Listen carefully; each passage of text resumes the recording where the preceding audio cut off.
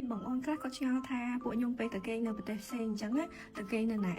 ហើយត្រូវបង់ថ្លៃគេងនឹងអត់អញ្ចឹងវីដេអូហ្នឹងខ្ញុំបង្ហាញដល់អ្នកគ្នាពីកន្លែងដែលខ្ញុំគេងនៅប្រទេសកូរ៉េដំបូងឡើយពួកខ្ញុំត្រូវមក office សិនដើម្បីជួបជុំគ្នាស្ដាប់ព័ត៌មានទាក់ទងជាមួយនឹងការហោះហើរហ្នឹងពី captain អ្នកគ្នាហើយក៏ដូចជារៀបចំឯកសារខ្លះៗអញ្ចឹងណាក៏ប៉ុន្តែនៅក្នុងវីដេអូហ្នឹងខ្ញុំមិនបានដាក់សកម្មភាពកំឡុងពេលហោះហើរទេអ្នកគ្នាដោយសារតែកុំឲ្យវាវែងពេកនៅពេលដែលពួកខ្ញុំមកដល់ Berlin Incheon ហើយខ្ញុំត្រូវតែចាំត្រេនមកតង់ទៀតដើម្បីខ្ញុំជិះទៅ Terminal 1 ហើយយើងទៅហោឡានដែលចាំយើងនៅខាងក្រៅស្រាប់អញ្ចឹងណាអញ្ចឹងពេលទៅដល់ខាងក្រៅហ្នឹងគឺមានឡានខាងសន្តាគារគឺគេចាំមកយកយើងឯងដើម្បីយកយើងទៅសន្តាគារអញ្ចឹងពួកខ្ញុំបានឡើងឡានហើយក៏មកជិះប្រហែលជា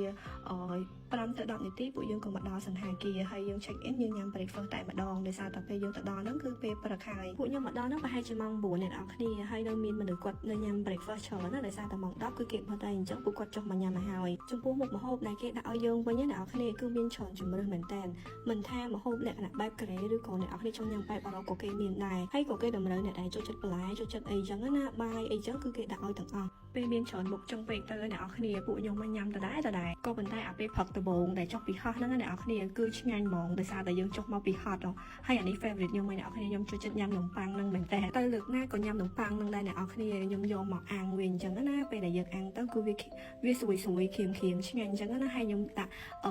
ពងទាពីលើហ្នឹងអ្នកនរគ្នាគេធ្វើបែបអូម៉ាឡេតអញ្ចឹងណាដល់ពេលយើងដាក់ទៅយើងញ៉ាំជាមួយនឹងប៊ឺរបស់គេអីទៀតទៅគឺវាជាតិហ្មងហើយបើសម្រាប់ខាងនេះវិញគឺតកតងជាមួយនឹងផ្អែមអ្នកនរគ្នាហើយជាមួយនឹងគ្រឿងដែលយើងញ៉ាំបែប add up បានអញ្ចឹងណាហើយខ្ញុំចូលចិត្តមែនតើអ្នកនរគ្នារបៀបលក្ខណៈកូរ៉េគឺគេរបៀបថាដាក់ឲ្យយើងគ្រប់សពបែបយ៉ាងហ្មងគេមានរបៀបកញ្ចក់កញ្ចប់ឲ្យយើងដើម្បីកុំឲ្យយើងឆាប់ទៅឡងវ៉ាន់ហើយនេះចាខ្ញុំអ្នកនរគ្នាមកពេញនឹងហ្មងញ៉ាំហើយគេហ្មងអ្នកនរគ្នាងើបឡើងចាំដាក់លេងតោះឥឡូវយើងមកមើលកន្លែងគេម្ដងអ្នកនរគ្នាអញ្ចឹងបន្ទប់ហ្នឹងខែ2ហើយគេមានកន្លែងទុកឲ្យយើង make up អីចឹងណាហើយជាមួយនឹងកន្លែងសាឡុងអង្គុយលេងដើម្បីមើលទេសភាពអីចឹងទៅ